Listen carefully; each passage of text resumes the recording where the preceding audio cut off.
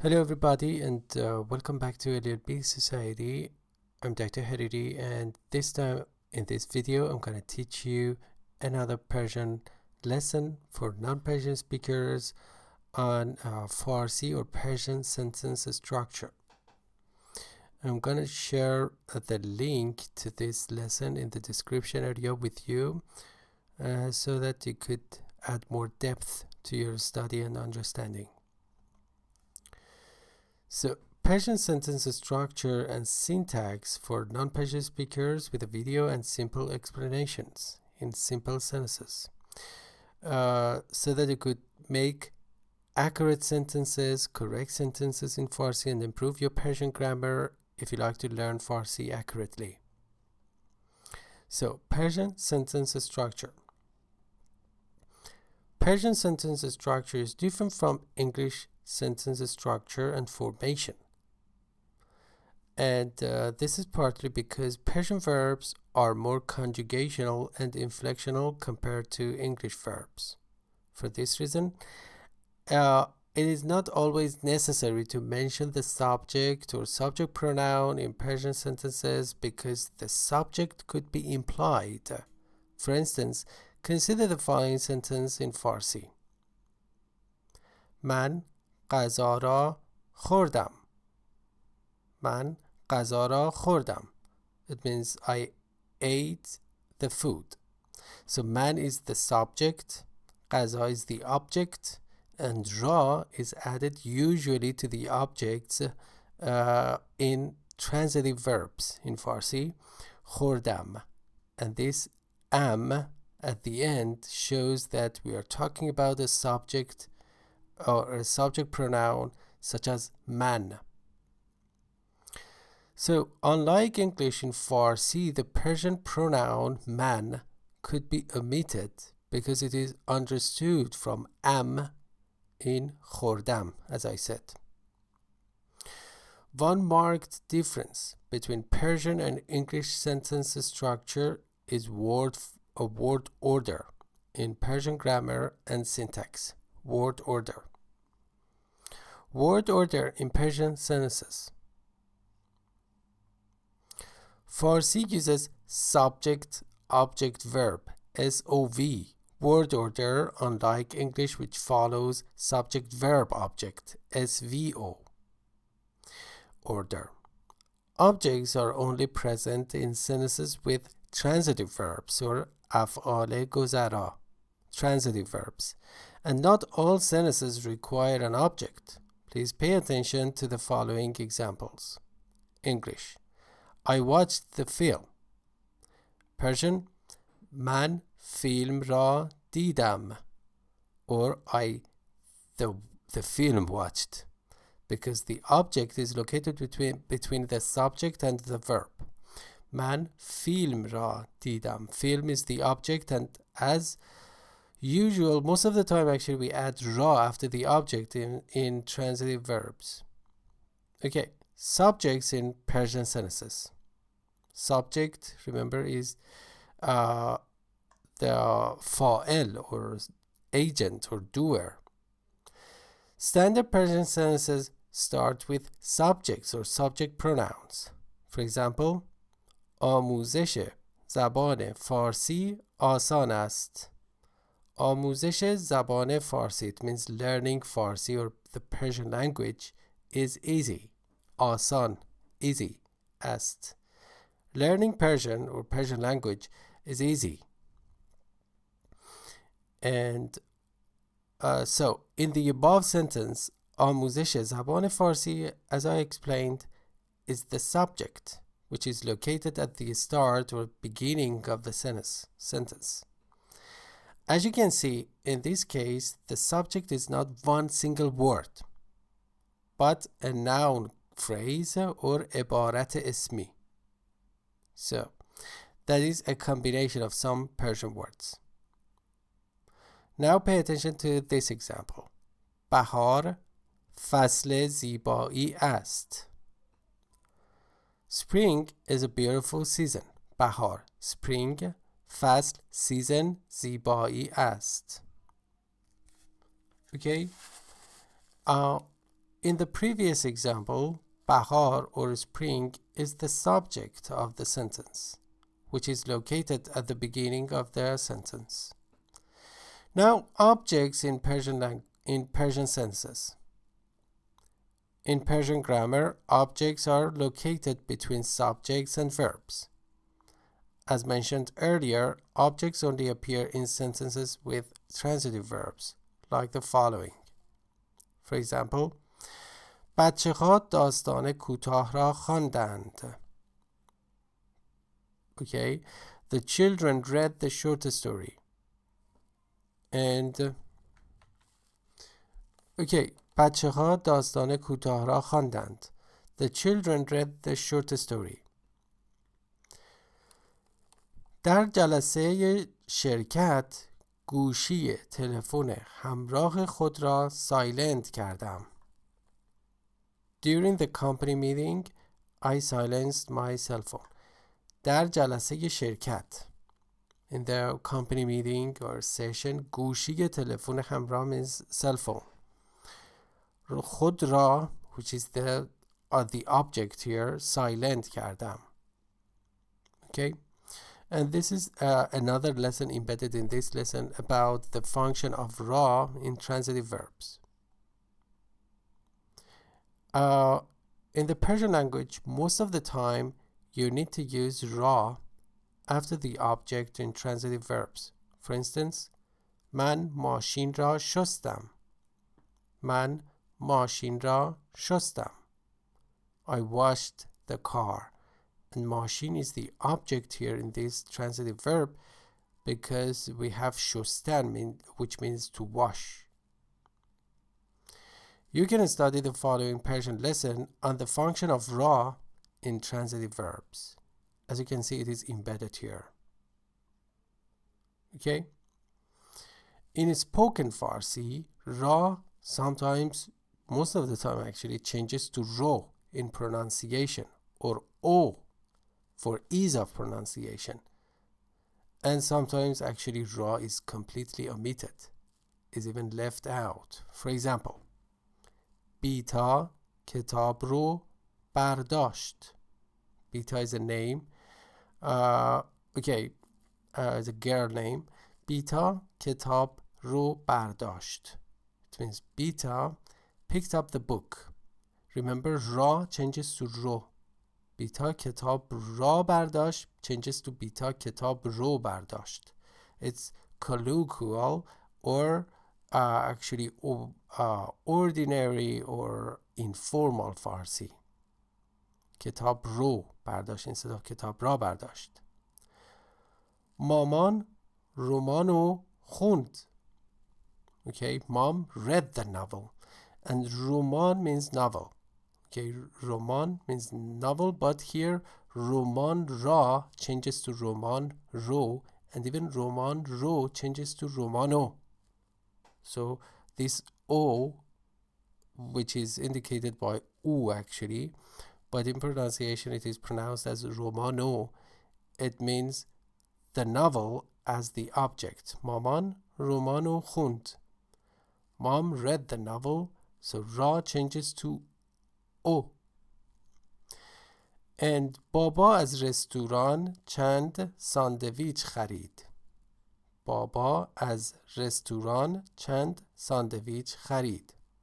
Daddy bought some sandwiches from the restaurant. So ra is omitted completely. بابا از رستوران چند ساندویچ را خرید. Because خریدن means to buy or purchase. And logically or semantically it requires that ra, but here it is omitted. So verbs in Persian sentences.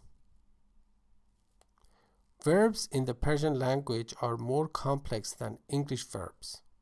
This is because for each Persian verb you need to know both past and present roots, or bon. In Farsi we say bon. These roots are bon fel or bon fel are accompanied by inflectional prefixes and suffixes to account for Persian tenses and agents or pronouns. For instance, consider the verb رفتن. رفتن means to go, which means to go. So the past root of رفتن is رفت. You need to memorize these roots, both past and present roots. And the present root of رفتن is رو. And the infinitive or مصدر in Farsi we call it is رفتن. Okay? For example, I went, simple past means من رفتم. Because رفت, as I said, is the past root of the verb. Past root of the verb or the infinitive. And I go, it means من میروم. And رو is the present root of the verb. And even actually if you want to put it in the future tense, that would be I will go or من خواهم رفت. We use the modal auxiliary verb خواستن to show that it is directed or it is projected onto the future tense. Okay, the location of Persian verbs. It is important to note that in standard Farsi sentences, verbs are always located at the end of sentences. This rule even applies to Persian sentences in question or interrogative forms, or even actually negative forms. For instance, آیا برای آخر هفته وقت آزاد داری؟ Again, آیا برای آخر هفته وقت آزاد داری؟ So, are you free or do you have free time on the weekend? Remember, داری, it means do you have, and is located at the end of the sentence.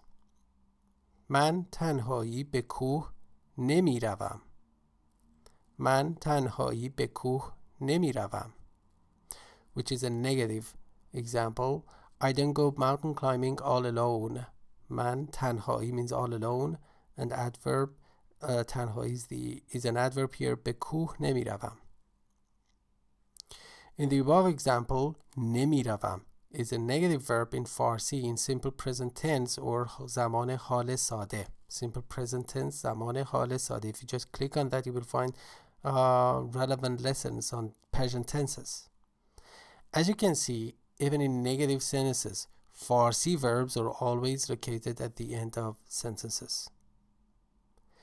Now, complements in Persian sentences. Complement in Farsi, we call it mutammam. Complement. A complement or mutammam is a noun or noun phrase that comes after a preposition or حرف اضافه in order to complete the meaning of the sentence in which it is used. For example, من به مدرسه می روم. من به مدرسه می روم. I go to school. So here, مدرسه is a complement or متمم because it is located after the preposition به, which is حرف اضافه. So, and also complements are located between subjects and verbs, like objects. In the above example, به is a preposition or حرف اضافه, and school or مدرسه is the complement. As it is clear, the location of complements in Farsi sentences is like objects, that is, between subjects and verbs. Now let's review some other examples. ما از مهمانها پذیرایی کردیم. ما از مهمانها پذیرایی کردیم. We served the guests. So in the previous example, as or from is the preposition, and مهمانها, preposition or حرف اضافه, and مهمانها, the guests, is the complement. It's important to note that in this example, مهمانها could semantically and logically be regarded as the object, although we don't have or we don't use را to label the verb transitive. So now let's take a look at the following example. دوست من روی صندلی نشست و استراحت کرد.